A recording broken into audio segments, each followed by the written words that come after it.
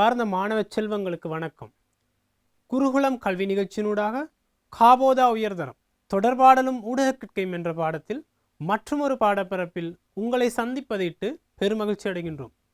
அந்த வகையில் இன்று அழகு 10 தொடர்பாடல் கொள்கைகளும் ஊடக வரையறைகளும் என்ற பாடப்பரப்பினூடாக நாங்கள் உங்கள் வீடு தேடி வந்திருக்கின்றோம்.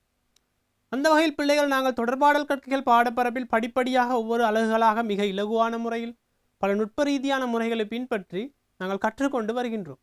அவை உங்களுக்கு பயனுள்ளதாக அமையும் என்பதில் எவ்வித ஐயம் இல்லை. அந்த வகையில் வாருங்கள் பிள்ளைகள், இன்றைய தினம் தொடர்பாடலும் ஊடக கற்கையும் என்ற பாடப்பரப்பிலே தொடர்பாடல் கொள்கைகள் மற்றும் ஊடக வரையறைகள் என்ற பாடப்பரப்பினூடாக நாங்கள் பல்வேறு விடயங்களை ஆராய்ந்து அறிவோம். வாருங்கள் பிள்ளைகள், நாங்கள் பாடத்திற்கு செல்வோம்.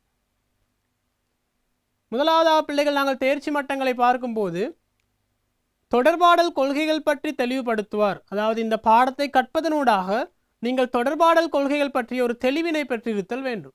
அதேபோல் கற்றல் பெயர்களாக தொடர்பாடல் கொள்கைகளை விபரிப்பர், பேச்சு மற்றும் எழுத்து தொடர்பான அடிப்படை உரிமைகள் அரசியல் யாப்பில் உறுதிப்படுத்தப்பட்டுள்ளன என்பதை அறிந்து அவற்றை விபரிப்பர். அடுத்ததாக ஊடக சுதந்திரத்தை அர்த்தப்படுத்துவர். கற்றல் பெயராக ஊடக சுதந்திரத்தை அர்த்தப்படுத்துவதோடு ஊடக சுதந்திரம் தொடர்பில் விமர்சன ரீதியான கருத்துக்களை முன்வைப்பர். அத்தோடு புலமை சொத்து சட்டம் பற்றிய கருத்துக்களை தெரிவிப்பர். தகவல் அறியும் உரிமை மற்றும் அதன் அவசியத்தை தெளிவுபடுத்துவர்.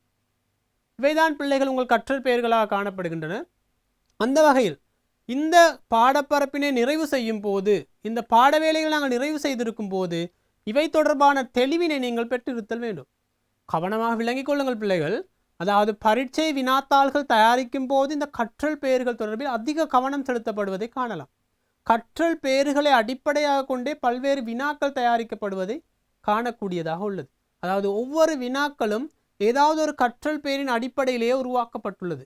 நீங்கள் கடந்த கால வினாத்தாள்களை கூட இவ்வாறு ஆராய்ந்து பார்க்கலாம். குறிப்பாக ஒரு வினாவை எடுத்துக்கொண்டு இந்த வினா எந்த கற்றல் பெயரை அடிப்படையாக, எந்த பாடத்தில் எந்த கற்றல் பெயரை அடிப்படையாக கொண்டு தயாரிக்கப்பட்டுள்ளது என்பதையும் நீங்கள் ஆராய்ந்து அறிவதன் மூலமாக வினாத்தாள் பற்றி ஒரு தெளிவினை பெற்றுக்கொள்ளக்கூடியதாக இருக்கும். எனவே இந்த கற்றல் பெயர்களில் குறிப்பிடப்பட்டுள்ள நோக்கங்கள் நிறைவேறும் போது அல்லது இவை தொடர்பாக நீங்கள் தெளிவடையும் போது வினாக்களை இலகுவான முறையில் இனங்காணவும் அவற்றை வெற்றிகரமான முறையில் அணுகவும் உங்களுக்கு இவை உதவியாக இருப்பதும் எவ்வித ஐயம் இல்லை. அடுத்ததாக நாங்கள் பாடத்திற்குள் செல்வோம். தொடர்பாடல் கொள்கைகள். தொடர்பாடல் மற்றும் ஊடக செயற்பாடு பற்றிய அரசின் அல்லது அரச அதிகாரிகளின் முடிவுகள் காணப்படுகின்ற அடிப்படையே தொடர்பாடல் கொள்கைகள் ஆகும். ஆங்கிலத்தில் இவை கம்யூனிகேஷன் பாலிசி என அழைக்கப்படுகிறது. அதாவது தொடர்பாடல் கொள்கை என்றால் என்ன என்பதற்கு முன்பதாக பொதுவான வாழ்க்கை முறையில் தொடர்பாடல் கொள்கைகள் பற்றி பார்ப்போம் பிள்ளைகள். அதாவது நாங்கள் பொதுவாக எல்லோருடன் பேசுவதில்லை. ஒரு சிலருடன், தெரிவு செய்த ஒரு சிலருடன் பேசுவோம். இன்னும் சிலர் இருப்பார்கள், எல்லோருடன் நன்றாக பேசுவார்கள். ஒரு சிலர் ஒரு குறிப்பிட்ட தரப்பினரோடு ஒரு குறிப்பிட்ட நோக்கத்துக்காக பேசுபவராக காணப்படுவார். இவ்வாறு பிள்ளைகள் ஆளுக்கால் ஒரு தொடர்பாடல் செய்யும் விதம் மாறுபட்டு கொண்டே இருக்கின்றது. அந்த வகையில் இங்கு தொடர்பாடல் கொள்கை ஒவ்வொரு மனிதனுக்கிடையிலும் ஒவ்வொரு தனிநபர்களுக்கிடையிலும் வேறுபட்ட கோணத்தில் காண்பதை நாங்கள் காணக்கூடியதாக உள்ளது. அந்த வகையில் தொடர்பாடலும் ஊடக கற்கையும் இந்த பாடத்தினூடாக நாங்கள் ஒரு தனிநபர் தொடர்பாடல் கொள்கை என்பதை விட ஒரு நாடு, ஒரு அரசாங்கம், ஒரு தேசம் என்ற அடிப்படையில், உலகம் என்ற அடிப்படையில் தொடர்பாடல் கொள்கைகள் பொதுவாக முன்வைக்கப்பட வேண்டியதையும் அவற்றினூடாக தொடர்பாடல் மனிதனுடைய தொடர்பாடல் உரிமைகள் அல்லது பேச்சு சுதந்திரம் போன்றவற்றை பாதுகாப்பதன் ஒரு நோக்கமாகவே இங்கு தொடர்பாடல் கொள்கைகள் குறிப்பிடப்படுகிறது. எனவே இந்த தொடர்பாடல் கொள்கைகளை தெளிவாக கற்பதனூடாக இவை தொடர்பான அறிவினை விருத்தி செய்து கொள்ளக்கூடியதாக இருப்பதோடு ஊடக சட்டங்கள் தொடர்பாகவும் ஊடக வரையறைகள் தொடர்பாகவும் தொடர்பாடல் கொள்கையின் வரலாறு தொடர்பாகவும் நீங்கள் தெளிவினை பெற்றுக்கொள்ளக்கூடியதாக இருக்கும். அடுத்ததாக சமூக காரணிகள் விகாரமடையாதவாறு தொடர்பாடல் கொள்கைகள் தயாரிக்கப்படல் வேண்டும். புறக்கணிக்க முடியாத சமூக காரணிகளும் காணப்படுகின்றன. எனவே தொடர்பாடல் கொள்கை ஒன்று தயாரிக்கும் போது பிள்ளைகள் சமூக காரணிகள், இந்த சமூகத்தில் இருக்கின்ற காரணிகள் பாதிப்படையாதவாறு, எவ்வித பாதிப்பும் ஏற்படாத வகையிலே தொடர்பாடல் கொள்கைகள் தயாரிக்கப்பட வேண்டும். பண்பாட்டியல் அம்சங்கள், எங்களுடைய மதம் சார்ந்த அம்சங்கள், சமூகத்தில் பாரம்பரியமாக பின்பற்றி வரும் அம்சங்கள், இவ்வாறான அம்சங்களை பாதிக்காத வகையில் தொடர்பாடல் கொள்கைகள் தயாரிக்கப்பட வேண்டும். தொடர்பாடல் கொள்கைகளூடாக எந்த ஒரு சமூகத்தினுடைய சமூக நிலைமைகளும் மாற்றம் அடையது அல்லது பாதிப்படையக்கூடாது என்பதை கவனத்தில் கொண்டு தொடர்பாடல் கொள்கைகள் தயாரிக்கப்பட வேண்டும். பல்வேறு காரணிகள் தொடர்பாடல் கொள்கை ஒன்று தயாரிக்கும் போது நாங்கள் புறக்கணிக்க முடியாத நிலைமைகள் காணப்படுவதையும் இங்கு சுட்டிக்காட்டலாம். அடுத்ததாக 1927 BBC நிறுவனத்தின் வானொலி ஊடகத்தை இயக்குதல் தொடர்பான கொள்கைகள் அறிமுகம் செய்யப்பட்டன. பொதுமக்கள் தேவை, அதாவது பப்ளிக் சர்வீஸ் என்று குறிப்பிடுவார்கள். இந்த பொதுமக்கள் சேவை வானொலி எண்ணக்கருவை வியாபிக்கும் நோக்கம் கொண்டதாக இது அமைந்தது. எனவே இந்த தொடர்பாடல் கொள்கைகள் பற்றிய ஒரு அடிக்கல், ஒரு ஆரம்பம் என்று இந்த BBC நிறுவனத்தில் உருவாக்கப்பட்ட இந்த சேவையினை நாங்கள் குறிப்பிடலாம். இதன் மூலமாக உலகில் உள்ள தொடர்பாடல் கொள்கைகள் பற்றிய பல்வேறு எண்ணக்கருக்கள், பல்வேறு கோட்பாடுகள், பல்வேறு கருத்துக்கள் உருவாவதற்கு இந்த ஆரம்பம் ஒரு காரணமாக அமைந்தது. அடுத்ததாக தொடர்பாடல் கொள்கை திட்டமிடலில் தொடர்பாக நடைபெற்ற முதலாவது மாநாடு 1976ஆம் ஆண்டு கோஸ்தாரிக்காவின் சென்ட் ஜோஸில் நடைபெற்றது. இது பிள்ளைகள் எங்களுடைய இந்த தொடர்பாடல் கொள்கைகள் என்ற பாடப்பரப்பில் ஒரு முக்கியமான சந்திஸ்தானம், முக்கியமான மைல்கல் என்று குறிப்பிடலாம். எனவே இந்த சென்ட் ஜோஸில் உள்ள, அதாவது கோஸ்தாரிக்காவின் சென்ட் ஜோஸில் உள்ள இந்த தொடர்பாடல் கொள்கை தொடர்பான திட்டமிடல் மாநாடு நடைபெற்றமையானது உலக வரலாற்றில் தொடர்பாடல் கொள்கைகள் பற்றிய பல்வேறு கருத்தியல்களை, பல்வேறு மாற்றங்களை ஏற்படுத்துவதற்கு காரணமாக இருந்தது. இது இந்த தொடர்பாடல் கொள்கையின் தற்கால வளர்ச்சி போக்கின், இன்றைய வளர்ச்சி போக்கின் ஒரு முக்கியமான கட்டம் என்று நாங்கள் குறிப்பிடலாம். இது தொடர்பாக தொடர்ச்சியாக நாங்கள் பார்க்கும் இடத்து சகல நாடுகளும் தேசிய உணர்வுக்கு மேலதிகமாக சர்வதேச தொடர்புகளை உறுதிப்படுத்தும் வகையிலும் தொடர்பாடல் கொள்கைகள் தயாரிக்கப்பட வேண்டும் என்று வலியுறுத்தப்படுகிறது. அதாவது தேசிய உணர்வுக்கு மேலதிகமாக, தேசிய உணர்வு என்று குறிப்பிடும் போது எங்களுடைய பண்பாட்டியல் அம்சங்கள், எங்களுடைய சமூகம் சார் காரணிகள், எங்களுடைய மதம் சார் அம்சங்கள் போன்ற பல்வேறு காரணிகளை பற்றி நாங்கள் சிந்திப்பதோடு சர்வதேச ரீதியாக பொதுவான கோட்பாடுகளை கொண்டதாகவும் இந்த தொடர்பாடல் கொள்கைகள் தயாரிக்கப்பட வேண்டும். தொடர்பாடல் கொள்கை ஒன்று தயாரிக்க போதும் போது பிள்ளைகள் எந்த ஒரு தரப்பினருக்கும் பாதிப்பு ஏற்படாத வகையில், ஒரு குறிப்பிட்ட தரப்பினருக்கு சாதகமாகவோ இன்னொரு தரப்பினருக்கு பாதகமான முறையில் இந்த தொடர்பாடல் கொள்கைகள் தயாரிக்கப்படக்கூடாது. மாறாக தொடர்பாடல் கொள்கை எல்லோருக்கும் சமமான முறையில் தயாரிக்கப்பட வேண்டும் என்பதை நாங்கள் இங்கு வலியுறுத்தி குறிப்பிடலாம். அடுத்ததாக நாங்கள் பார்க்கும்போது 1970களின் பின்னரை பகுதியில் சீன் மெக்ஃப்ரைட் என்பவர் தனது பங்கு பற்றுடன் மெக்ஃப்ரைட் ஆணைக்குழு அமைக்கப்படுகிறது. பூகோள ஊடக சித்தரிப்பை எளிமைப்படுத்தும் நோக்கமாக இது அமைந்துள்ளது. எனவே தொடர்பாடல் கொள்கைகள் என்று குறிப்பிடும் போது பிள்ளைகள் இந்த சீன் மெக்ஃப்ரைட் என்பவரை நாங்கள் மறக்க முடியாது. தொடர்பாடல் கொள்கைகள் சம்பந்தமான பல்வேறு கருத்தியல்களை முன்வைத்தவர், பல்வேறு கோட்பாட்டாக்கங்கள் மூலம் இதற்கான விளக்கங்களை தந்தவர், இது தொடர்பாக நூல்களை எழுதியவர் என்ற அடிப்படையில் சீன் மெக்ஃப்ரைட் என்பவர் தனது பல்வேறு சந்தர்ப்பங்களிலும் இந்த தொடர்பாடல் கொள்கையின் முக்கியத்துவம் பற்றி வலியுறுத்தி கூறியுள்ளார். இது பூகோள ஊடக சித்தரிப்பை எளிமைப்படுத்தும் விதமாகவே இந்த மெக்ஃப்ரைட் ஆணைக்குழு என்று அமைக்கப்படுகிறது. அதாவது இது உருவாக்கப்பட்டதன் மூலம் பிள்ளைகள் தொடர்பாடல் கொள்கைகள் எந்தளவு முக்கியத்துவம் வாய்ந்தது, எந்தளவு முக்கியத்துவம் தெரிந்தது என்று கூட நாங்கள் இந்த சந்தர்ப்பத்தில் குறிப்பிட்டு கொள்ளலாம். அடுத்ததாக நாங்கள் பார்க்கும்போது பூகோள தொடர்பாடலில் சமமற்ற தன்மை மற்றும் அது சார்ந்த முரண்பாடுகள் அக்காலத்தில் விவாதிக்கப்பட்டன. 1964 பில்பஸ்ட்ராம் அபிவிருத்தி அடைந்து வரும் நாடுகளில் செய்தி பற்றிய குறைவான அவதானம் மற்றும் யதார்த்தத்தை திரிவுபடுத்துவதற்கான போக்கு காணப்படுவதாக குறிப்பிடுகிறார். எனவே இங்கு பிள்ளைகள் சமமற்ற தன்மை, அதன் சார்ந்த முரண்பாடுகள் அவை பற்றி கருதப்படுகிறது. இந்த சமமற்ற தன்மை என்றால் என்ன பிள்ளைகள்? இன்பேலன்ஸ் என்று குறிப்பிடுகின்றோம். இந்த சமமற்ற தன்மை என்று குறிப்பிடும் போது பிள்ளைகள் நாங்கள் சமூக சமமற்ற தன்மையை காண்கின்றோம். சோசியல் இன்பேலன்ஸ் என்று குறிப்பிடுவார்கள். இது சமூக சமமின்மை பிள்ளைகள். இந்த தகவல் தொடர்பாகவும் பல்வேறு சமமற்ற தன்மைகள் காணப்படுகின்றன பிள்ளைகள். அதாவது மேலைத்தேய நாடுகளுக்கு தகவல்கள் விரைவாக கிடைக்கின்ற அதே நேரம் மேலைத்தேய நாடுகளே தகவல்களை உற்பத்தி செய்கின்ற, உலகத்தில் தகவல் வழங்கும் பல்வேறு நிறுவனங்களை மையப்படுத்திய ஒரு இடமாக கருதப்படுகின்ற அதே வேளை கீழைத்தேய நாடுகள் அந்த தகவல்களை பெற்றுக்கொள்வதில் ஒரு மந்த கதி ஒன்று காணப்படுகிறது பிள்ளைகள். மேலைத்தேய நாடுகளில் நடைமுறைப்படுத்தப்படும் பல்வேறு கொள்கைகள், பல்வேறு திட்டங்கள் கீழைத்தேய நாடுகளில் அவை சற்று தாமதமாகிதான் அந்த நாடுகளில் நடைமுறைப்படுத்தப்பட்டு அது சற்று பழமையடைந்த பின்னர் தான் கீழைத்தேய நாடுகளில் ஒரு புதிய விடயமாக அறிமுகப்படுத்தப்படுவதை நாங்கள் காணக்கூடியதாக உள்ளது. எனவே இங்கு சமமற்ற தன்மை ஒன்று காணப்படுகிறது பிள்ளைகள். சமமற்ற தன்மை ஒன்று காணப்படும் இடத்து இங்கு முரண்பாடுகள் ஏற்படக்கூடிய சந்தர்ப்பங்களும் அதிகமாக காணப்படுகின்றன. எனவே இது தொடர்பாக வில்பர்ஸ்ட்ராமும் இவ்வாறான கருத்துக்களை முன்வைக்கிறார். அதாவது அபிவிருத்தி அடைந்த நாடுகள், அபிவிருத்தி அடைந்து வரும் நாடுகளானது இந்த தகவல் தொடர்பில் ஒரு மந்தகதியான தன்மையை காணப்படுகிறது. அவ்வாறெனினும் அந்த தகவல் விகாரப்படுத்தப்படுவதாகவும் உண்மையான தகவல்கள் போய் சேர்வதில்லை என்பதையும் இங்கு வில்பர் ஸ்டாம் அவர்கள் குறித்து காட்டுகிறார். இதற்கான காரணம் என்ன பிள்ளைகள்? அதாவது உலகிற்கே பொதுவான தொடர்பாடல் கொள்கைகள் இல்லாமையே இவ்வாறான சமமற்ற தன்மைக்கு காரணமாகிறது. எனவே தொடர்பாடல் கொள்கைகள் தயாரிப்பதற்கான முக்கியமான ஒரு நோக்கம் அல்லது முக்கியமான ஒரு காரணியாக இந்த சமமற்ற தன்மையை இல்லாதொழித்தல், சமநிலையை இல்லாதொழித்தல் என்பதையே நாங்கள் இங்கு முக்கியமான ஒரு விடயமாக கருத்தில் கொள்ளலாம். அடுத்ததாக நாங்கள் பார்க்கும்போது 1969 ஹேபர்ட் செல்லர் என்பவர் வானொலி சமிக்ஞைகள் பற்றி ஆய்வு செய்து அவை செய்மதிகளின் துணையுடன் யுத்தத்திற்காக அதிகம் பயன்படுத்துவதாக குறிப்பிட்டார். இக்கருத்து 1970 அணிசேரா நாடுகளிடையே செய்தி பரிமாற்றும் முறை உருவாகுவதற்கு காரணமாக இருந்தது.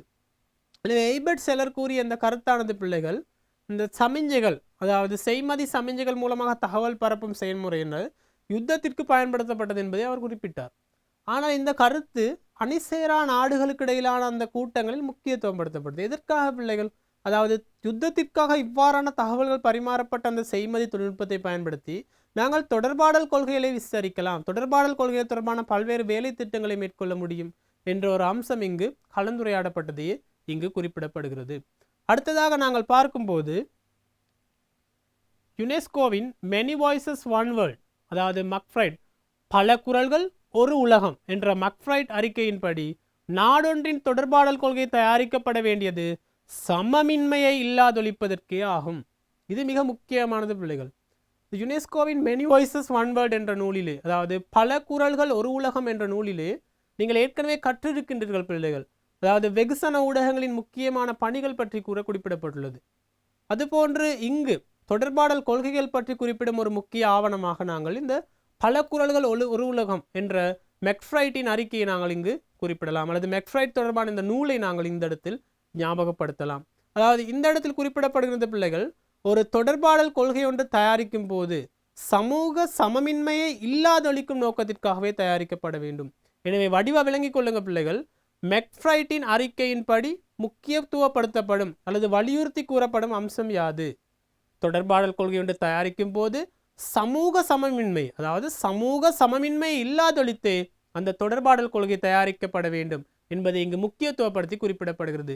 உங்களுக்கு தெரியும் பிள்ளைகள், சமூக சமமின்மை என்றால் என்ன? சமூகத்தில் பாரிய ஏற்றத்தாழ்வுகள் காணப்படுகிறது. பணக்காரன் மேலும் பணக்காரனாகி கொண்டே இருக்கின்றான், ஏழை அதால பாதாளத்தை நோக்கி சென்று கொண்டிருக்கின்றான். அதிகமான பணம் புழங்குகின்ற சில இடங்களும் காணப்படுகின்றன. அதேவேளை ஒருவேளை உணவுக்கு வழியில்லாத மக்களும் இந்த பூமியில் வாழ்ந்து கொண்டிருக்கின்றார்கள். இவ்வாறு பிள்ளைகள் சமூகத்தில் பல்வேறு விதமான ஏற்றத்தாழ்வுகள் இருக்கின்றது. முதலாளிமார், தொழிலாளிமார் என்று, அதேபோல் அந்தஸ்து, உயர் அந்தஸ்துடையவர்கள், உயர் நாகரீகமுடையவர்கள், உயர் தொழில்நுட்பத்தை பயன்படுத்துவர்கள், உயர் அறிவு சமூகத்தினர் என்றவாறு பல்வேறு மட்டங்களில் இந்த ஏற்றத்தாழ்வுகள் காணப்படுகின்றன. எனவே தொடர்பாடல் கொள்கையில் தயாரிக்கப்படும் போது பிள்ளைகள் இந்த ஏற்றத்தாழ்வுகள் இல்லாதொழிக்கப்பட்டு, இந்த ஏற்றத்தாழ்வுகள் இல்லாமல் செய்யப்பட்டு அல்லது நீக்கப்பட்டு இந்த முறையிலேயே தொடர்பாடல் கொள்கைகள் தயாரிக்கப்பட வேண்டும் என்பதே இந்த மெனி வாய்ஸஸ் ஒன் வேர்ல்ட் என்ற அறிக்கையில் முக்கியத்துவப்படுத்தி குறிப்பிடப்படுகிறது. இது இந்த அறிக்கையின் மைய கருத்தென்றும், இந்த அறிக்கை பற்றிய ஒரு வரியில் சுருக்கம் கூறும் போது இவ்வாறான கருத்துக்களை உருவாக்கலாம். எனவே பரீட்சையில் கூட இவ்வாறான வினாக்களை நாங்கள் எதிர்பார்க்கலாம் பிள்ளைகள். தொடர்பாடல் கொள்கையொன்று தயாரிக்கும் போது முக்கியமாக கவனத்தில் கொள்ள வேண்டிய காரணி யாது போன்ற வினாக்களை நாங்கள் எதிர்பார்க்கலாம். அடுத்ததாக தொடர்பாடல் கொள்கையில் தேசிய, இன, பண்பாட்டு, அரசியல் மற்றும் மொழி ரீதியான வேறுபாடுகளுடனான சிறுபான்மை மக்களின் குரலை பிரதித்துவப்படுத்துவதாக இருக்க வேண்டும். பாருங்க பிள்ளைகள், வடிவா சொல்லியிருக்கான். அதாவது சிறுபான்மை மக்களின் குரலை பிரதித்துவம் செய்வதாக தொடர்பாடல் கொள்கைகள் அமையப்பட வேண்டும். பெரும்பாலான சந்தர்ப்பங்களில் பிள்ளைகள் சிறுபான்மை மக்கள் புறக்கணிக்கப்படுகிறார்கள். கொள்கை திட்டமிடல், அரசியல் நகர்வுகள், முக்கியமான தீர்மானங்கள், இவ்வாறான சந்தர்ப்பங்களில் பணம் படைத்தவர்கள், அதிகாரம் படைத்தவர்கள், அவர்களே இவற்றை இயக்குபவர்களாகவும் தீர்மானம் எடுப்பவர்களாகவும் செயல்படுத்துபவர்களாகவும் கொள்கை வகுப்பவர்களாகவும் காணப்படுகிறார்கள். இந்த சந்தர்ப்பம் இல்லாதொழிக்கப்பட வேண்டும். அதாவது சிறுபான்மை மக்களின் பிரதித்துவம் இங்கு முக்கியத்துவப்படுத்தப்படுகிறது. சிறுபான்மை மக்களிடம் கேட்டு அவர்களுடன் கலந்துரையாடல் செய்து அவர்களுடைய பிரச்சனையை அறிந்து அவர்கள் தொடர்பாக கவனம் செலுத்தியே இந்த தொடர்பாடல் கொள்கைகள் தயாரிக்கப்பட வேண்டும். அது இன ரீதியாக இருக்கலாம், மத ரீதியாக இருக்கலாம், பண்பாட்டு ரீதியாக இருக்கலாம், எவ்வாறான அம்சமாக இருந்தாலும் இங்கு முக்கியத்துவம் படுத்தப்படும் விடயம் என்னவென்றால் சிறுபான்மை மக்களின் பங்குபற்றல். சிறுபான்மை மக்களுடன் கலந்துரையாடப்பட்டு இவை தயாரிக்கப்பட வேண்டும். சிறுபான்மை மக்கள் புறக்கணித்து விடப்படக்கூடாது என்பது இங்கு குறிப்பாக சொல்லப்படுகின்ற விடயமாகும். அடுத்ததாக நாங்கள் பார்க்கும்போது மனித உரிமைகளை கருத்தில் கொண்டு தேசிய மற்றும் சர்வதேச ரீதியாக ஏற்றுக்கொள்ளப்பட்ட தொடர்பாடல் கொள்கைகள் தயாரிக்கப்பட வேண்டும். இங்கு ஒவ்வொரு பகுதியாக நாங்கள் பார்க்கும்போது பிள்ளைகள் தொடர்பாடல் கொள்கைகளை தயாரிக்கும் போது நாங்கள் கவனத்தில் கொள்ள வேண்டிய முக்கியமான அம்சங்கள் தான் குறிப்பிடப்படுகின்றன. அந்த வகையில் மனித உரிமைகளை பாதுகாத்து தொடர்பாடல் கொள்கைகள் தயாரிக்கப்பட வேண்டும். மனித உரிமைகள் என்பது என்ன பிள்ளைகள்? அதாவது மனிதன் இந்த உலகில் சுதந்திரமாக வாழ்வதற்கும், சுதந்திரமாக பிறந்த மனிதன் இந்த உலகத்தில் சுதந்திரமாக வாழ்வதற்கு, பேசுவதற்கு, தான் விரும்பிய மதத்தை பின்பற்றுவதற்கு, தான் விரும்பிய பிரதேசத்துக்கு பயணம் செய்வதற்கு, தான் விரும்பிய தொழிலை செய்வதற்கென்று பல்வேறு ரீதியாக அவனுக்கு உரிமைகள் காணப்படுகின்றன. இந்த உரிமைகளை இன்னொருவர் மீற முடியாது. ஒருவருடைய உரிமையை இன்னொருவர் தட்டி பறிக்கவோ மீறவோ முடியாது. இது எங்களுடைய நாட்டிலாக சரி, ஏனைய நாடுகளிலாக இருந்தாலும் சரி, உயர் ஆவணங்களில் குறிப்பிடப்பட்டுள்ளது. இந்த மனித உரிமைகள் தொடர்பிலும் பிள்ளைகள் இந்த தொடர்பாடல் கொள்கைகள் தயாரிக்கும் போது கவனத்தில் கொள்ள வேண்டுமா? என்ன காரணம் பிள்ளைகள்? அதாவது மனித உரிமைகளுக்கும் தொடர்பாடல் கொள்கைகளுக்கும் என்ன தொடர்பு இருக்கின்றது? ஆம், அதாவது தொடர்பாடல் பேச்சுரிமை என்பது ஒரு மனித உரிமையாகும். எனவேதான் தொடர்பாடல் கொள்கைகள் தயாரிக்கும் போது மனித உரிமைகளும் அங்கு சம்பந்தப்படுகிறது. என்றால் மனிதனுக்கு கருத்து வெளியிடும் சுதந்திரம் இருக்கின்றது. அதே போல் வெளியீட்டு உரிமை என்று ஒன்று காணப்படுகிறது. எனக்கு விருப்பமான கருத்தினை நான் முன்வைக்கலாம். ஆனால் ஒரு விடயம் வருமாக விளங்கிக் கொள்ளுங்கள் பிள்ளைகள். அதாவது நான் குறிப்பிடும் ஒரு தகவல் அல்லது எனது பேச்சுரிமை உங்களுடைய உரிமையை பாதிக்க முடியாது. எவருடைய மனதையும் புண்படுத்தும் பாரி வார்த்தைகளை பேசுவது பேச்சுரிமையாகாது, எனது வெளியீட்டு உரிமையாகாது. எனவே தொடர்பாடல் கொள்கைகள் தயாரிக்கப்படும் போது உரிமைகளும் பாதுகாக்கப்பட வேண்டும். அதேபோல் ஒருவருடைய உரிமை இன்னொருவருடைய உரிமையை பாதிக்காதவாறு தொடர்பாடல் கொள்கைகள் தயாரிக்கப்பட வேண்டும் என்பதையும் நாங்கள் கருத்தில் கொள்ள வேண்டும். அடுத்ததாக நாங்கள் பார்க்கும்போது மனித வாழ்வின் அனைத்து அம்சங்களிலும் தொடர்பாடல் பின்னி பிணைந்து காணப்படுவதால் மக்களிடையே தொடர்பாடல் இடைவெளியை ஒழித்து ஒரு நாட்டின் பொருளாதார கொள்கை தயாரிக்கப்பட வேண்டும் அல்லது தொடர்பாடல் கொள்கை தயாரிக்கப்பட வேண்டும் என்பது இங்கு முக்கியத்துவப்படுத்தப்படுகிறது. அதாவது மனிதனுடைய வாழ்க்கையில் தொடர்பாடலை நாங்கள் பிரிக்க முடியாது பிள்ளைகள். தொடர்பாடல் பின்னி பிணைந்து காணப்படுகிறது. அதாவது உணவு, உடை, உறையுள் எவ்வளவு முக்கியமோ அதே போல் தொடர்பாடலும் முக்கியத்துவம் பெறுகிறது. தொடர்பாடல் இல்லாமல் மனிதன் வாழ முடியாது பிள்ளைகள். அதாவது மனிதன் ஒரு சமூக பிராணி. மனிதனுக்கு கடவுள் கொடுத்திருக்க தண்டனை, நீ தனித்து வாழ முடியாது, நீ மனிதனோடு சேர்ந்துதான் வாழ வேண்டும். எனவே நீ சேர்ந்து வாழம் என்றால் நீ கட்டாயமாக தொடர்பாடலில் ஈடுபட ஆக வேண்டும். எனவே அந்த தொடர்பாடல் எவ்வளவு முக்கியத்துவம் வாய்ந்தது. எனவே தொடர்பாடல் கொள்கைகள் தயாரிக்கப்பட வேண்டியது இந்த அடிப்படையில் முக்கியத்துவம் பெறுகிறது. எனவே தொடர்பாடல் கொள்கை ஒன்றை தயாரிக்கும் போது இந்த சமமற்ற தன்மை, இன வேறுபாடுகள் போன்றவற்றை மதித்து தொடர்பாடல் என்பதன் முக்கியத்துவத்தை வலியுறுத்தி இங்கு தயாரிக்கப்பட வேண்டும்.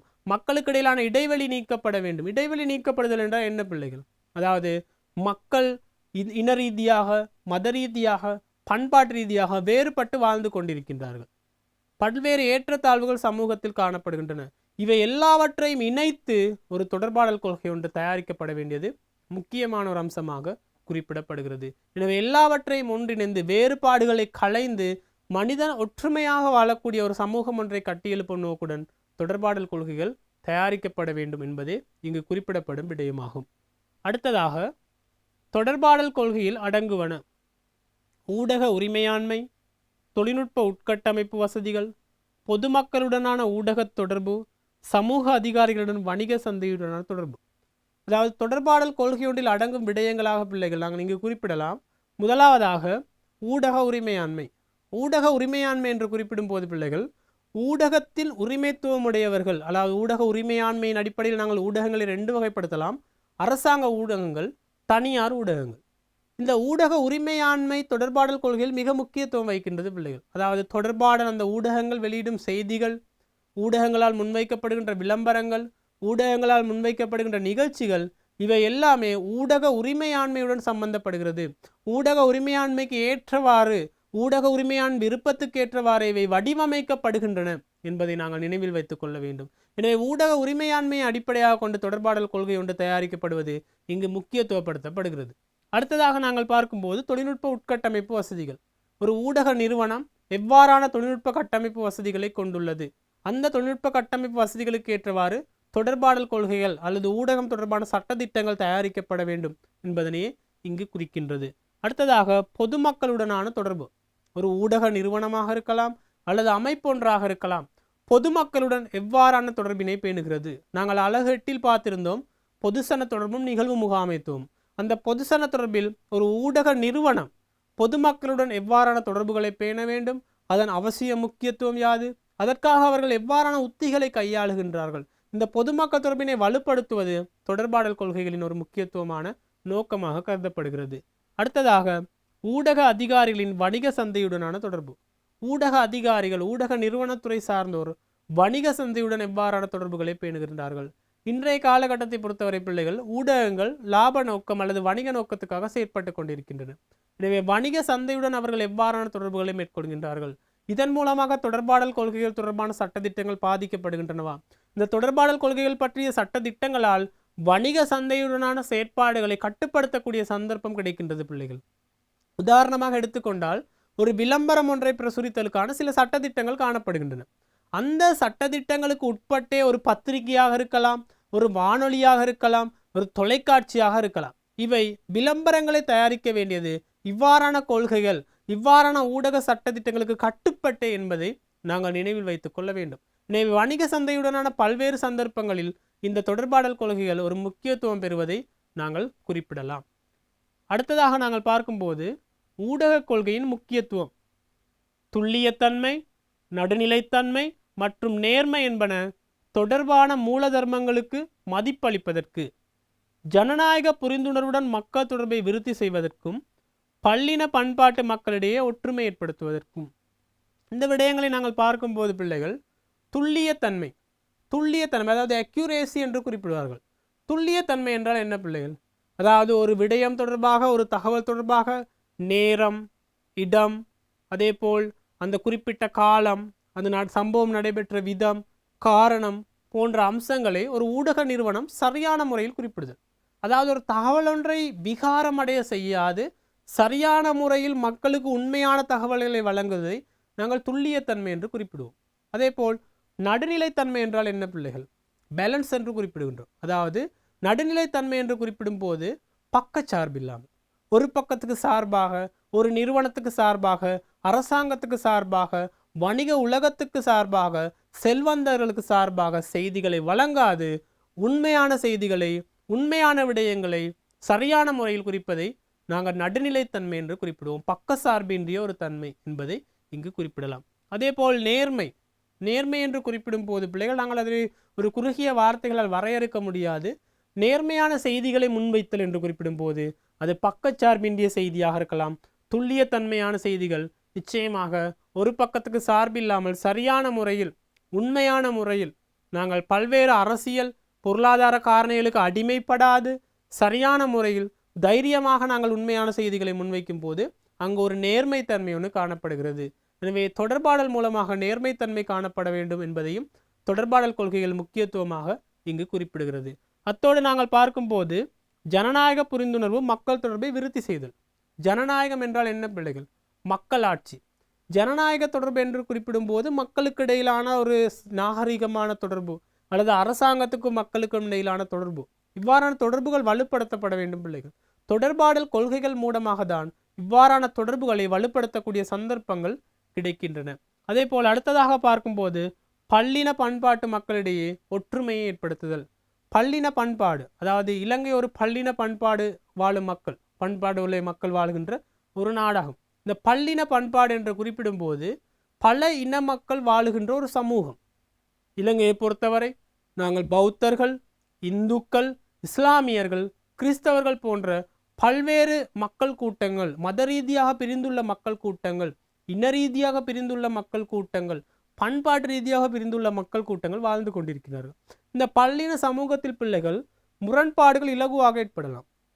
எனவே அந்த முரண்பாடுகளை களைந்து ஒரு சமூக ஒற்றுமை ஏற்படுத்துவதற்கு, ஒரே மாதிரியான தொடர்பாடல் காணப்படும் இடத்து, தொடர்பாடல் கொள்கைகள் காணப்படும் இடத்து அங்கு மத ரீதியான இன ரீதியான வன்முறைகள் தடுக்கப்பட்டு சமூகத்துக்கு இடையிலே ஒற்றுமை கட்டி எழுப்புவது இந்த தொடர்பாடல் கொள்கையின் ஒரு நோக்கமாக இருக்கின்றது பிள்ளைகள். அதாவது தொடர்பாடல் பொதுவான ஒரு தொடர்பாடல் கொள்கை இல்லாவிட்டால் மத ரீதியாக மக்கள் பிரிந்து செல்வார்கள், இன ரீதியாக மக்கள் பிரிந்து செல்வார்கள். எனவே இவை தடுக்கப்பட்டு ஒரு பொதுவான கொள்கை எல்லோருக்குமே வழங்கப்படுவதை நாங்கள் இங்கு குறிப்பிடலாம். அடுத்ததாக நாங்கள் பார்க்கும்போது ஊடக சுயாதீனத்தினூடாக ஜனநாயகத்தை கட்டியெழுப்புதல். ஊடக சுயாதீனத்தினூடாக ஜனநாயகத்தை கட்டியெழுப்புதல் என்றால் என்ன பிள்ளைகள்? சுயாதீனமாக இயங்குகின்ற தன்மை, அதாவது ஊடகங்கள் சுதந்திரமாக இயங்குகின்ற தன்மை. அதாவது ஊடக சுதந்திரம் ஜனநாயகத்தை கட்டியெழுப்புவது என்று குறிப்பிடும் போது பிள்ளைகள், சுதந்திரமான ஊடகங்கள் எல்லாம் ஜனநாயகத்தை கட்டியெழுப்புகின்றன என்று கூற முடியாது. எல்லா ஊடகங்களும் அவ்வாறு சில ஊடகங்கள் தங்களுடைய சுதந்திரத்தை ஒரு பிழையான வழியில், பிழையான முறையில் புரிந்து கொண்டு செயற்படுவதையும் நாங்கள் காணலாம். எனவே ஊடகங்கள் என்று சொல்லும்போது ஜனநாயகத்தை பாதுகாப்பது மிக முக்கியமானது. ஜனநாயகத்தின் பாதுகாவலன் என்று கூட நாங்கள் ஊடகங்களை குறிப்பிடுகிறோம். அந்த வகையில் ஊடகங்கள் சுயாதீன தன்மையோடு செயற்படும் அதேவேளை ஜனநாயகத்தை பாதுகாக்கும் ஒரு பாரிய பொறுப்பினையும் இந்த தொடர்பாடல் கொள்கைகள் வலியுறுத்தி கூறுகிறது. அதேபோல் ஒழுக்க நெறி, ஊடக வரையறைகளை விருத்தி செய்தல். ஒழுக்க நெறி என்றால் என்ன பிள்ளைகள்? இந்த ஒழுக்கத்துக்கும் சட்டத்திற்கும் இடையிலான வேறுபாடு என்ன பிள்ளைகள் இந்த பாடப்பரப்பை பொறுத்தவரை? அதாவது ஒழுக்கம் என்று குறிப்பிடும் போது ஊடக தர்மங்கள், ஊடக ஒழுக்கங்கள் என்று குறிப்பிடும் போது ஊடக நிறுவனங்கள் பெரும்பாலும் தங்களுக்குள்ளேயே வகுத்து கொள்கின்றவையாக காணப்படுகின்றன. இவை மீறப்படும் போது தண்டனைகள் கிடைப்பதற்கான சந்தர்ப்பங்கள் இல்லை. ஆனால் ஊடக சட்டம் என்று குறிப்பிடும் போது அந்த சட்டங்கள் அரசாங்கத்தினாலோ அல்லது அரசு அமைப்புகளினாலோ உருவாக்கப்பட்டவை. இவை மீறப்படும் போது அவற்றுக்கான தண்டனைகளை அந்த நிறுவனம் சந்திக்க வேண்டி ஏற்படும். எனவே இந்த ஊடக ஒழுக்க தர்மங்களை பாதுகாத்தல், ஊடக வரையறை என்று குறிப்பிடும் போது ஊடகங்களை கட்டுப்படுத்துதல், இதுதான் பிள்ளைகள் ஊடக சட்டங்கள். ஊடக ஒழுக்க நெறிகள் ஊடக நிறுவனங்களால் தங்களுக்குள்ளே உருவாக்கி கொண்டவை. அதேபோல் ஊடக சட்டங்கள் என்று குறிப்பிடும் போது இவை வெளித்தரப்பினரால் அந்த ஊடகங்கள் மீது புகுத்தப்பட்டவையாக இருக்கலாம், அல்லது ஊடக நிறுவனத்துக்குள்ளே உருவாக்கப்பட்ட சில சட்டத்திட்டங்களாக கூட இருக்கலாம். இவை தொடர்பாக ஒரு விழிப்புணர்வை பெற்றுக்கொள்ளுதல், இவற்றை பாதுகாத்தலும் இந்த தொடர்பாடல் கொள்கையின் முக்கியமான ஒரு அம்சமாக குறிப்பிடலாம். அடுத்ததாக ஊடகத்துறையின் வெளிப்படைத்தன்மையை விருத்தி செய்தல். ஊடகத்துறையின் வெளிப்படைத்தன்மை என்று குறிப்பிடும் போது பிள்ளைகள் செய்தி வழங்குதல் ஒரு வெளிப்படையான தன்மை, மக்களுக்கு பொதுவான செய்திகள் வழங்குதல், செய்திகளை மறைத்தல் அல்லது விகாரப்படுத்தாது வெளிப்படையான முறையில் மக்களுக்கு உண்மையான தகவல்களை துல்லியத்தன்மையோடு, நடுநிலைத்தன்மையோடு, பக்கசார்பில்லாமல் தெளிவான முறையில் செய்திகளை முன்வைத்தலை நாங்கள் இங்கு வெளிப்படையாக ஊடகங்கள் செயற்படுதல் என்று குறிப்பிடுகின்றோம். இவற்றுக்கும் தொடர்பாடல் கொள்கைகள் மிக முக்கியமானதாக கருதப்படுகின்றன. அடுத்ததாக நாங்கள் பார்க்கும்போது ஊடக கொள்கை தயாரிப்பின் போது அடிப்படை அம்சமாக அமைவது நாடொன்றின் நிர்வாக கட்டமைப்பாகும். எனவே இதிலிருந்து என்ன விளங்குது பிள்ளைகள்? ஊடக கொள்கைகளை தயாரிப்பது அரசாங்கத்தின் முக்கியமான ஒரு பணியாக கருதப்படுது. நிர்வாக கட்டமைப்பு என்று குறிப்பிடும் போது அரசினை குறிக்கின்றது, அரசாங்கத்தினை குறிக்கின்றது, அல்லது அரச நிறுவனங்களின் கூட்டினை குறிக்கின்றது. இந்த அரச நிறுவனங்கள் மூலமாகவே அல்லது அரசாங்கத்தின் மூலமாகவே இந்த ஊடக தொடர்பாடல் கொள்கைகள் தயாரிக்கப்படுகின்றன, அல்லது ஊடக கொள்கைகள் தயாரிக்கப்படுகின்றன. எனவே இந்த தயாரிப்பின் போது சரியான முறைமைகள் பின்பற்றப்படாவிட்டால் முழு நாட்டினுடைய தொடர்பாடல் கட்டமைப்பும் பாதிக்கப்படும் என்பதை கருத்தில் கொள்ள வேண்டும். அது துறை சார்ந்தவர்கள் அந்த ஒரு தொடர்பாடல் கொள்கை ஒன்று தயாரிக்கும் போது அது துறை சார்ந்தவர்கள் அந்த துறை சார்ந்தவர்களால் தயாரிக்கப்படும் போது, அதனுடன் தொடர்புடையவர்களால் தயாரிக்கப்படும் போது அங்கு சிறந்த ஒரு தொடர்பாடல் கொள்கை ஒன்று தயாரிக்கப்படும். அடுத்ததாக ஊடக கொள்கைகள் பொதுவாக அரசினால் தயாரிக்கப்பட்டாலும் நிறுவனத்தாலும் ஊடக கொள்கை தயாரிக்கப்பட முடியும். பிள்ளைகள் மேலே உள்ள கூற்றை வலியுறுத்துவதாக அமைகின்றது. ஊடக கொள்கை பொதுவாக அரசினால் தயாரிக்கப்பட்டாலும், எனவே இதில் எங்களுக்கு என்ன விளங்குகிறது? அதாவது ஊடக கொள்கைகளை தயாரிப்பது முக்கியமாக அரசாங்கம். அரசினால் தயாரிக்கப்பட்டாலும் நிறுவனங்களும் ஊடக கொள்கை தயாரிப்பதில் சில முக்கிய பங்கு வகிக்கின்றன. ஊடக நிறுவனங்களாக இருக்கலாம் அல்லது ஏனைய நிறுவனங்களாக இருக்கலாம், தங்களுக்கென்று சில ஊடக கொள்கைகளை தொடர்பாடல் கொள்கைகளை வரையறுத்து அவை செயற்படுவதை நாங்கள் இங்கு ஞாபகத்தில் கொள்ள வேண்டும். அடுத்ததாக பார்க்கும்போது புதிய ஒரு உபதலைப்பு பகுதிக்கு நாங்கள் செல்கின்றோம். சர்வதேச மனித உரிமைகள் பிரகடனம். இது 1948 ஆண்டு டிசம்பர் மாதம் 10 நடைபெற்ற ஐக்கிய நாடுகள் சபை மாநாட்டில் முன்வைக்கப்பட்ட உலகளாவிய ஆவணமாகும். இது 2ஆம் உலகப் போரின் அனுபவமாகவும் கருதப்படுகிறது. சர்வதேச மனித உரிமைகள் பிரகடனத்துக்கும் எங்களுடைய தொடர்பாடல் கொள்கைகள் என்ற பாடப்பரப்பிற்கும் என்ன பிள்ளைகள் தொடர்பு இருக்கின்றது? சற்று சிந்தித்து பார்க்க வேண்டும். அதாவது நான் ஏற்கனவே குறிப்பிட்டது போன்று மனித உரிமை என்பது தொடர்பாடல் கொள்கையோடு பிணைந்து காணப்படுகிறது. அதாவது வெளியீட்டு உரிமை, பேச்சுரிமை என்பது மனிதனுடைய முக்கியமான உரிமையாக உள்ளது. எங்களுக்கு கருத்து சுதந்திரம் இருக்கின்றது பிள்ளைகள்.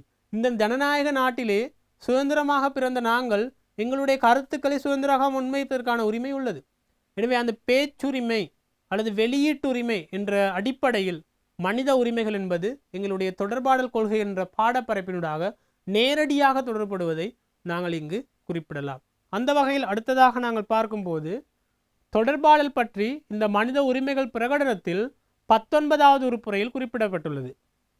தமது கருத்தை கூறுவதற்கும் வெளியிடுவதற்கும் சகல தனிநபருக்கும் உரிமை உள்ளது.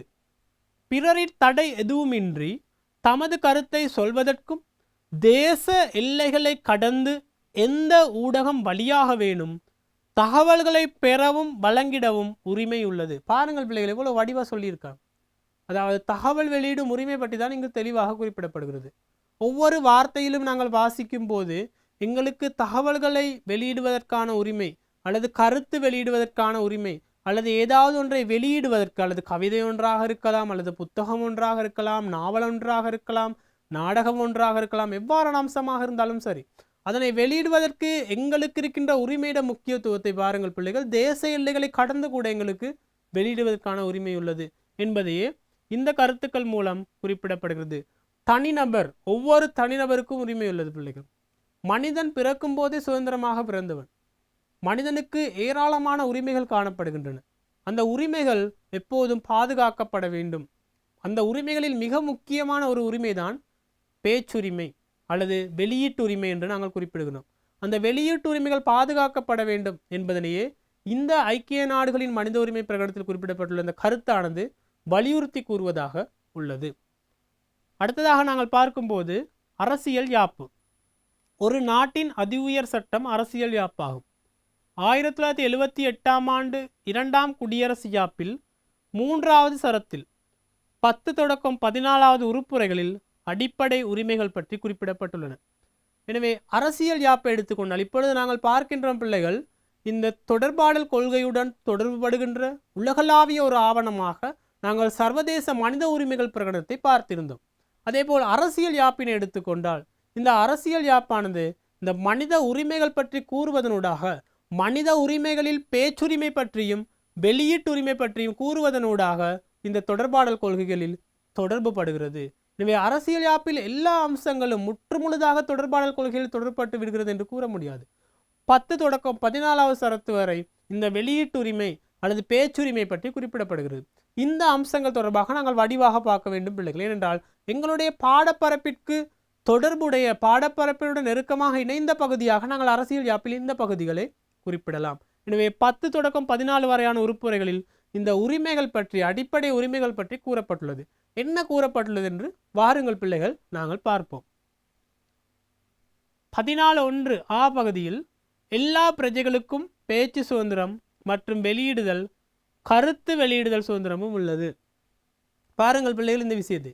அதாவது எல்லா பிரஜைகளுக்கும், இந்த இலங்கை நாட்டில் பிறந்த எல்லா பிரஜைகளுக்கும் கருத்து வெளியிடுவதற்கான, ஒரு நூலொன்றை வெளியிடுவதற்கான, தன்னுடைய படைப்பாக்கத்தை வெளியிடுவதற்கான பல்வேறு விதமான உரிமைகளை கொண்டிருந்தார். இதனை யாரும் மீற முடியாது.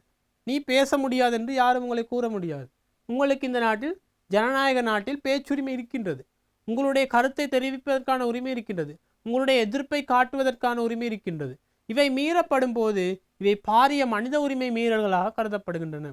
எனவே இந்த உரிமைகள் பாதுகாக்கப்பட வேண்டும் என்பது தொடர்பாடல் கொள்கை தயாரிக்கப்பட்டதன் ஒரு முக்கியமான நோக்கமாக கருதப்படுகிறது. ஆனால் ஒரு விடயம் வடிவா விளங்கிக் கொள்ளுங்கள் பிள்ளைகள், உரிமை என்பது, சுதந்திரம் என்பது ஒரு எல்லைப்படுத்தப்பட்ட வடிவத்திலேயே அமைய வேண்டும். இல்லாவிட்டால் எங்களுடைய சுதந்திரம் இன்னொருவருடைய சுதந்திரத்தை பாதிக்கக்கூடிய சந்தர்ப்பங்கள் காணப்படுகின்றன. உங்களுக்கு கல்வி கற்பதற்கான உரிமை உண்டு. அதேபோல் இன்னொருவருக்கு பாடல் கேட்பதற்கான உரிமை உண்டு. அந்த பாடலை அவர் சத்தமாக கேட்கும்போது, வானொலி பெட்டியின் சத்தத்தை அதிகரித்து கேட்கும்போது, அந்த வீட்டுக்கு அருகில் இருக்கும் உங்களால் ஒழுங்கான முறையில் கல்வி கற்க முடியாவிட்டால் அவருடைய அந்த உரிமை உங்களுடைய உரிமையை பாதிக்கின்றதா இல்லையா? அவருக்கு சத்தமாக பாடல் கேட்பதற்கு உரிமை உண்டு. அதே போல் உங்களுக்கு கல்வி கற்பதற்கான உரிமை உண்டு. ஆனால் அவருடைய உரிமை உங்களுடைய உரிமையை பாதிக்கின்றதா இல்லையா? எனவே இவ்வாறு அமைய முடியாது பிள்ளைகள். ஒருவருடைய சுதந்திரம் மற்றவருடைய மூக்கு நுனிவரை என்று குறிப்பிடுவார்கள். அதாவது நாங்கள் உதாரணமாக எடுத்துக்கொள்வோம், ஒரு பந்தொன்றை கயிறிலே கட்டி நீங்கள் பிடி சுற்றி கொண்டே இருக்கிறீர்கள். சுற்றும் போது அந்த பந்து அவருடைய மூக்கு நுனி வரை வரலாம், பிரச்சனை இல்லை. ஆனால் அந்த மூக்கில் பட்டுவிட முடியாது. இதுதான் பிள்ளைகள் விடயம். எனவே அவ்வாறு இருக்கும்போது அவருடைய உரிமை அந்த இடத்தில் பாதிக்கப்படலாம். எனவே தான் பிள்ளைகள், இந்த உரிமைகள் என்பது மிக முக்கியமானது. உரிமைகள் நிச்சயமாக பாதுகாக்கப்பட வேண்டும். ஆனால் எங்களுடைய உரிமைக்காக, எங்களுடைய உரிமையை நாங்கள் பாதுகாக்கும் நோக்குடன் அல்லது எங்களுடைய உரிமையை நாங்கள் செயற்படுத்தும் போது அது இன்னொருவனுடைய உரிமையை பாதிக்கக்கூடாது என்பதையும் நாங்கள் நினைவில் வைத்துக் கொள்ளுதல் அவசியம். இவை தொடர்பாக தொடர்பாடல் கொள்கைகள் முக்கியத்துவப்படுத்தப்படுகிறது. அடுத்ததாக நாங்கள் பார்க்கும்போது இந்த மனித உரிமைகள் பற்றி 14(1) குறிப்பிடப்பட்டுள்ளவைக்கான சில மட்டுப்பாடுகள் 15(2) என்பதில் குறிப்பிடப்பட்டுள்ளது. 14 குறிப்பிடப்பட்டுள்ள உரிமைகளுக்கு சில மட்டுப்பாடுகள் 15(2) குறிப்பிடப்பட்டுள்ளது. அவை என்ன என்று பார்ப்போம் பிள்ளைகள். இன சுமூக வாழ்வு.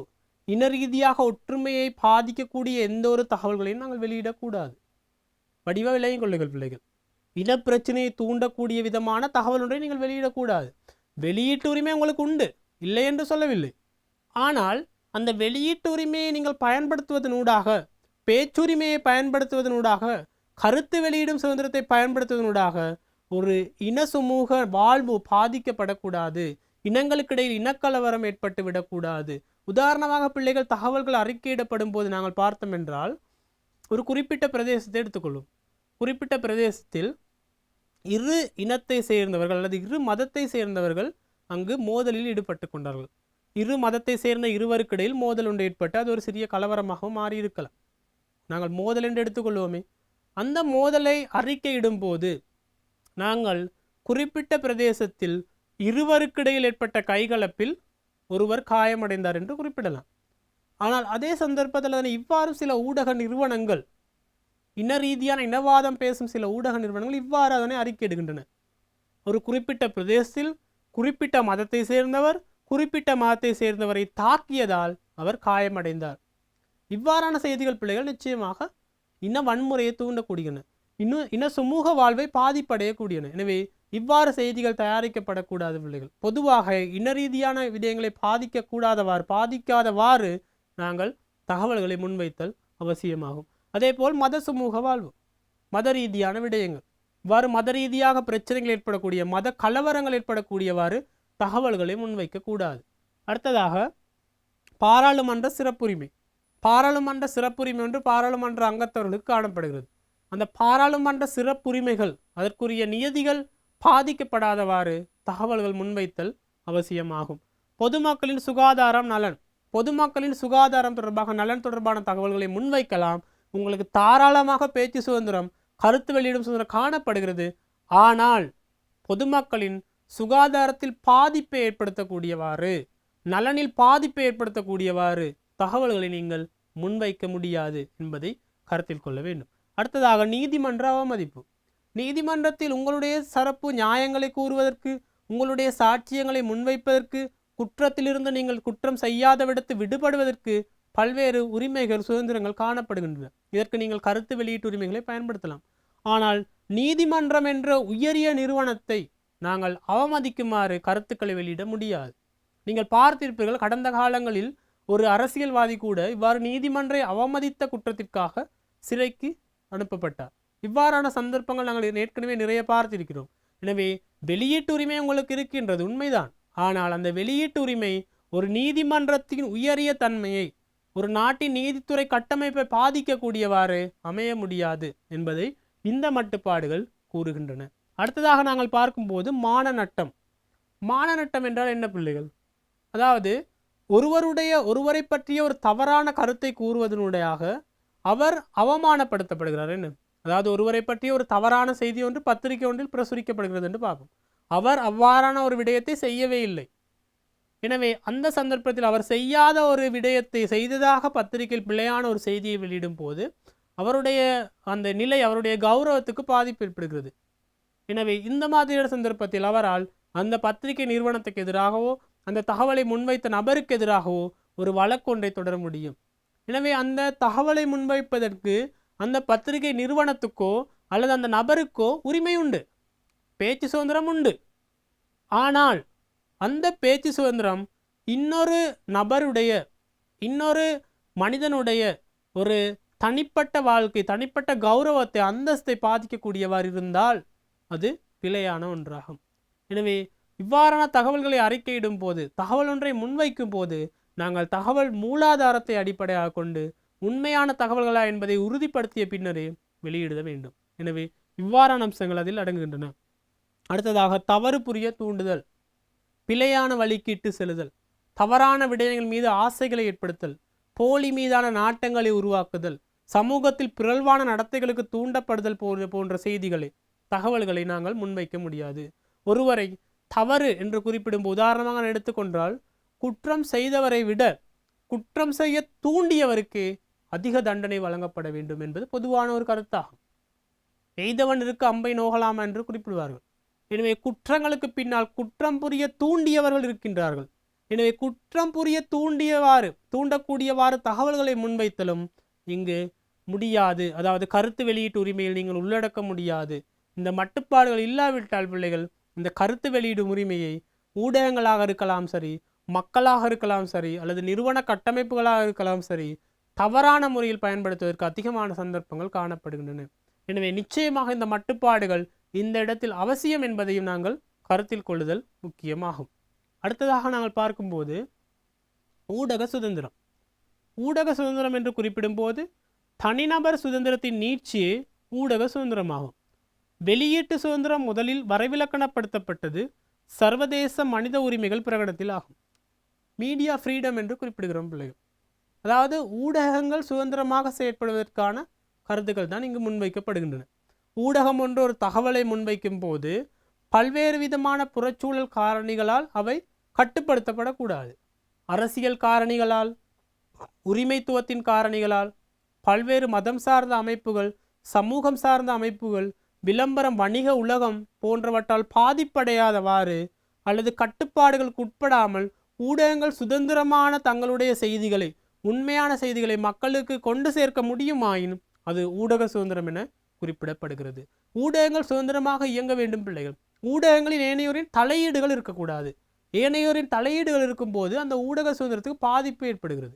எனவே ஊடகங்கள் தங்களுக்கு எவ்வாறான முறைமையில் செய்தியை வெளியிட முடியும், அதாவது உண்மையான செய்திகளை, பக்கசார்பின்றிய செய்திகளை, துல்லியமான செய்திகளை எவ்வித வெளியாட்களின் தலையீடு இல்லாமல் ஒரு சரியான முறையில் முன்வைக்க முடியுமாக இருந்தால் அங்கு ஊடக சுதந்திரம் பாதுகாக்கப்படுகிறது. எனவே ஊடக சுதந்திரத்தில் பிள்ளைகள் வெளியீட்டு உரிமை கருதப்படுகிறது, கருத்து வெளியிடும் உரிமை இருக்கின்றது. எனவே தொடர்பாடல் கொள்கையில் ஊடக சுதந்திரம், ஊடகங்கள் சுதந்திரமான முறையில் தகவல்களை வெளியிடுதல், ஏனையோரின் தலையீடுகள் இல்லாமல் ஊடகங்கள் தகவல்களை வெளியிடுதல் என்பது தொடர்பாடல் கொள்கையில் ஒரு முக்கியமான அம்சமாக இங்கு இணைக்கப்படுகின்றது. அடுத்ததாக நாங்கள் பார்க்கும்போது புலமை சொத்து சட்டம். புலமை சொத்து சட்டம் என்றால் என்ன பிள்ளைகள்? புலமை என்றால் அறிவு, ஆங்கிலத்தில் knowledge என்று குறிப்பிடுகிறோம். அதே போல் சட்டம் என்றால் என்னன்னு தெரியும். அதாவது அறிவு என்ற சொத்தத்தை பாதுகாக்கின்ற ஒரு சட்டமாக நாங்கள் புலமை சொத்து சட்டத்தை குறிப்பிடலாம். இதை நாங்கள் விரிவாக பார்க்கும்போது உங்களுடைய அறிவை பயன்படுத்தி, அதாவது நான் என்னுடைய அறிவை பயன்படுத்தி நான் தயாரிக்கின்ற ஒரு ஆக்கத்தை என்னுடைய அனுமதி இல்லாமல் இன்னொருவர் எடுத்து பயன்படுத்த முடியாது. ஏனென்றால் நான் என்னுடைய சொந்த அறிவை பயன்படுத்தி நான் தயாரித்த ஒரு ஆக்கத்தை என்னுடைய அனுமதி இல்லாமல், என்றால் நான் தான் ஆக்கியோன், என்னுடைய அனுமதி இல்லாமல் இன்னுமொருவர் எடுத்து பயன்படுத்தவோ அதனை விற்பனை செய்யவோ முடியாது. அது தண்டனைக்குரிய குற்றமாகும் என்பதையே புலமை சொத்து சட்டம் குறிப்பிடுகிறது. நல்ல ஒரு சட்டம் பிள்ளை, நிச்சயமாக ஒரு நாட்டில் இருக்க வேண்டிய ஒரு சட்டமாக நாங்கள் கருதலாம். ஏனென்றால் ஒரு படைப்பாளி பல நாட்கள், பல வருடங்களாக வியர்வை சிந்தி தயாரித்த ஒரு படைப்பாக்கத்தை இலகுவாக இன்னுமொருவர் எடுத்து அவர் உரிமை கொண்டாடவோ அல்லது பயன்படுத்தவும் கூடாது, பயன்படுத்தவும் முடியாது. எனவே இந்த சட்டமானது ஒரு வரவேற்கத்தக்க சட்டமாக நாங்கள் இங்கு குறிப்பிடலாம். இந்த புலமை சொத்து சட்டத்தை பாதுகாக்கும் போது இவை தொடர்பாக 2003ஆம் ஆண்டு 36ஆம் இலக்க புலமை சொத்து சட்டம் என குறிப்பிடப்படுகிறது. 2003ஆம் ஆண்டு இது நடைமுறை வந்ததையும் நாங்கள் குறிப்பிடலாம். தொடர்ச்சியாக நாங்கள் புலமை சொத்து சட்டம் பற்றிய ஏனைய அம்சங்களை சற்று ஆராய்வோம்.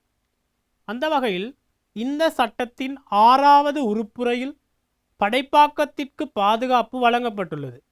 வெளியீட்டு உரிமை என்பது இரு வகைப்படுத்தப்படும். 1 பொருளாதார உரிமைகள், 2 ஒழுக்க நெறிசார் உரிமைகள் என்பதனை நாங்கள் குறிப்பிடலாம். அதாவது புலமை சொத்து சட்டத்தின் 6வது உறுப்புரையில் இங்கு படைப்பாக்கத்திற்கு பாதுகாப்பு வழங்கப்பட்டுள்ளது. அதாவது படைப்பாக்கத்திற்கு எப்படியான பாதுகாப்பு பிள்ளைகள்? ஒருவருடைய படைப்பாக்கத்தை அவருடைய அனுமதி இல்லாமல் எடுத்து பயன்படுத்த முடியாது, எங்களுடைய பெயரை அதில் குறிப்பிட முடியாது என்பதனை இங்கு குறிப்பிடலாம்.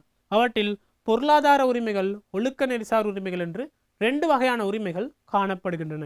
அவற்றை நாங்கள் பார்க்கும்போது முதலாவதாக பொருளாதார உரிமைகள். படைப்பாக்கத்தின் மூலம் படைப்பாளிக்கு பொருளாதார ரீதியான நன்மை ஒன்று கிடைக்கின்றது. இது பணப்பெறுமதிக்காக படைப்பாக்கத்தை கைமாற்றுதல் ஆகும். இதற்கு ஒரு உதாரணம் ஒன்று குறிப்பிடுகிறேன் பிள்ளைகள், வடிவ விளங்கிக் கொள்ளுங்கள். அதாவது நான் ஒரு ஓவியம் ஒன்றை வரைகின்றேன். அந்த ஓவியத்தை உங்களுக்கு எனது அனுமதி இல்லாமல் எடுத்து விற்க முடியாது. இது புலமை சொத்து சட்டம். ஆனால் நான் உங்களுக்கு அந்த ஓவியத்தை தருகின்றேன்.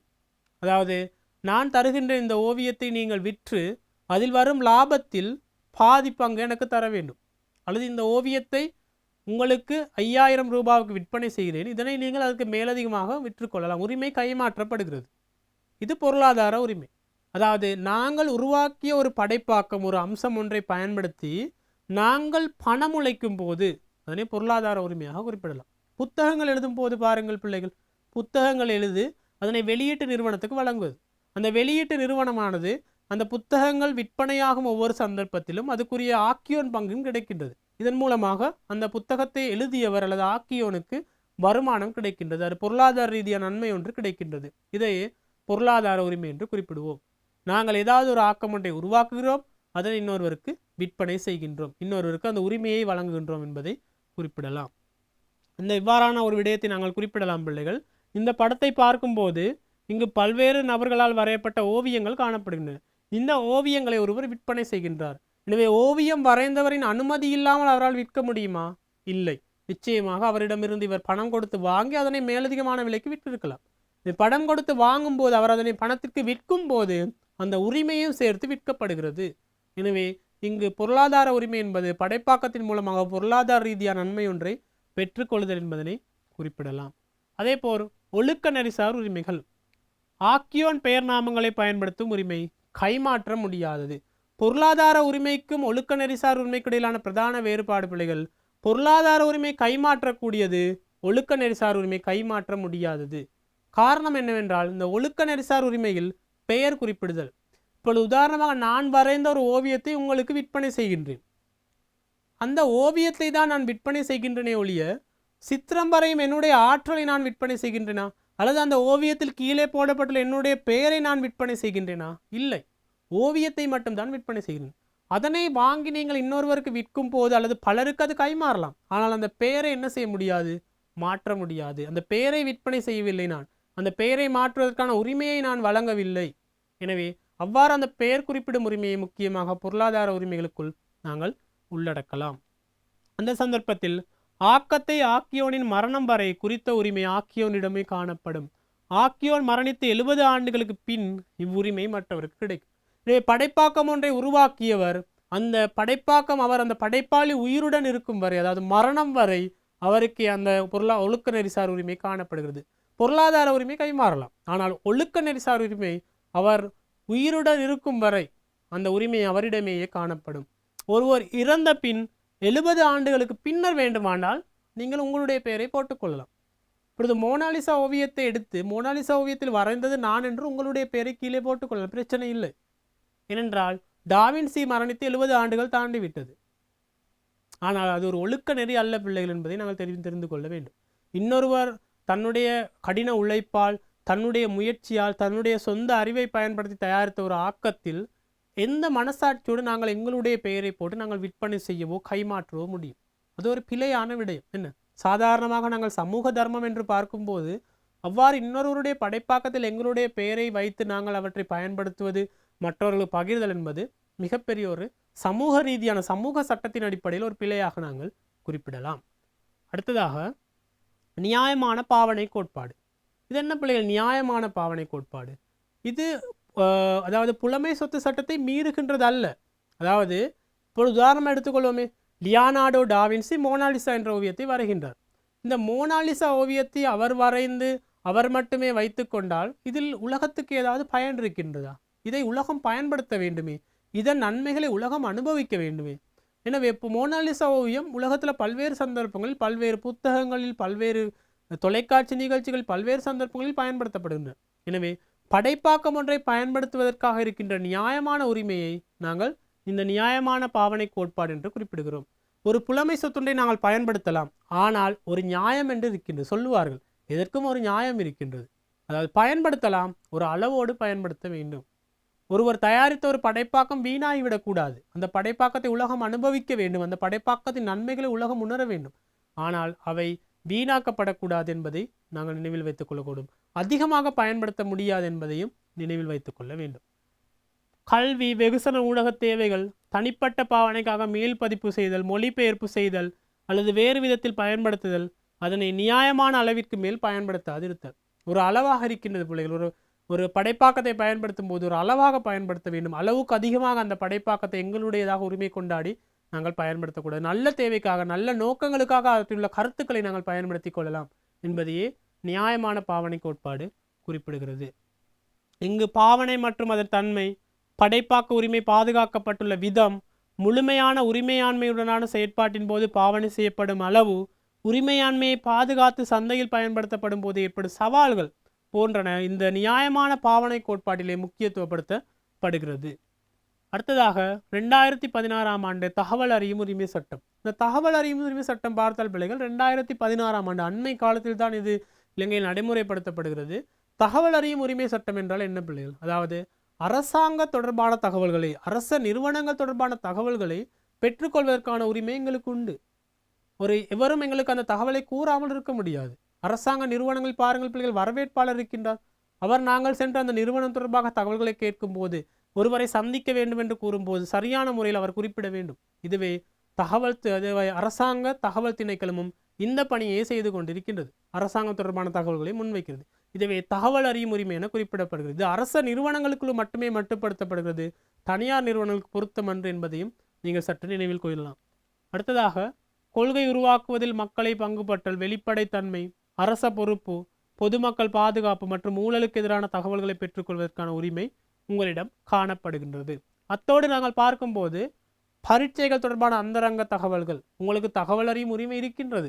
ஆனால் இந்த முறை காபோதா உயர்தர பரீட்சையில் தொடர்பாடல் ஊடக கற்கை வினாத்தாளில் முதலாவது வினா என்ன? எனக்கு தகவல் அறியும் உரிமை உண்டு, எனவே கூறுங்கள் என்று கூற முடியாது. இவ்வாறான தகவல்களை நீங்கள் அறிந்து கொள்வதற்கான உரிமை மட்டுப்படுத்தப்பட்டுள்ளது. அரசாங்கத்தின் பாதுகாப்பு, உயர்மட்ட பாதுகாப்பு தொடர்பான தகவல்கள், இராணுவ ரகசியங்கள், ஒருவருடைய தனிப்பட்ட வைத்திய அறிக்கை போன்றவற்றிலான தகவல்களை நாங்கள் பெற முடியாது என்பதையும் நினைவில் வைத்துக் கொள்ள வேண்டும். இந்த வரலாற்று பின்னணி எடுத்துக்கொண்டால், இந்த தகவல் அறியும் உரிமை சட்டமானது 1766 ஆண்டு ஸ்வீடன் நாட்டிலே முதலாக நிறைவேற்றப்பட்டது. பின்னர் 1946 ஆண்டு ஐக்கிய நாடுகளின் பொது சபையிலே இந்த சட்டம் நிறைவேற்றப்படுகிறது. இது உலகளாவிய ரீதியில் இந்த தகவல் அறியும் உரிமை சட்டம் வந்த விதத்தை நாங்கள் இங்கு பார்க்கின்றோம். அடுத்ததாக பார்க்கும்போது 1966 ஆண்டு அமெரிக்காவில் தகவல் சுதந்திர சட்டம் நிறைவேற்றப்படும் அதே வேளை 1980களில் ஐரோப்பிய ஆணைக்குழுவில் அரச நிறுவனங்களின் தகவலுக்கான பிரவேசம் பற்றி அங்கத்துவ நாடுகளுக்கு பரிந்துரை செய்யப்பட்டது. எனவே படிப்படியாக இந்த தகவல் அறியும் சட்டம் உலகளாவிய ரீதியில் முன்னேற்றம் அடைந்து வந்ததை, இதன் முக்கியத்துவத்தை நாங்கள் இங்கு தெரிந்து கொள்ளலாம். அடுத்ததாக நாங்கள் பார்க்கும்போது இலங்கையில் 2016 ஆண்டு 12ஆம் இலக்க தகவல் அறியும் சட்டத்தின் செயற்பாடுகள் 2017 ஆண்டு பிப்ரவரி 2 முதல் நடைமுறைப்படுத்தப்பட்டது. இதனை உறுதிப்படுத்த தகவல் அறியும் ஆணைக்குழு அமைக்கப்பட்டதையும் நாங்கள் நினைவில் கொள்ளலாம். எனவே இலங்கையை பொறுத்தவரை இந்த தகவல் அறியும் சட்டமானது 2016 ஆண்டு அறிமுகம் செய்யப்படுகிறது. இதனை உறுதிப்படுத்துவதற்காக அரச தகவல் ஆணைக்குழு, அதாவது தகவல் அறியும் ஆணைக்குழு உருவாக்கப்படுகிறது. இலங்கை தகவல்களை பெற்றுக்கொள்வதற்காக அரசாங்க தகவல் திணைக்களம் 1919 என்ற இலக்கத்தினூடாக நீங்கள் தொடர்பு கொள்ள முடியும். இதன் மூலமாக அரசாங்க தகவல்களை நாங்கள் பெற்றுக்கொள்ளக்கூடியதாக இருக்கும். நாங்கள் இன்று பிள்ளைகள் தொடர்பாடல் கொள்கைகள் என்ற பாடப்பகுதியில் தொடர்பாடல் கொள்கைகள் என்றால் என்ன, அவற்றோடு தொடர்புடைய நிறுவனங்கள், அவை எவ்வாறான முக்கியத்துவத்தை பெறுகின்றன போன்ற அம்சங்கள் தொடர்பாக தெளிவாக பார்வையிட்டிருந்தோம்.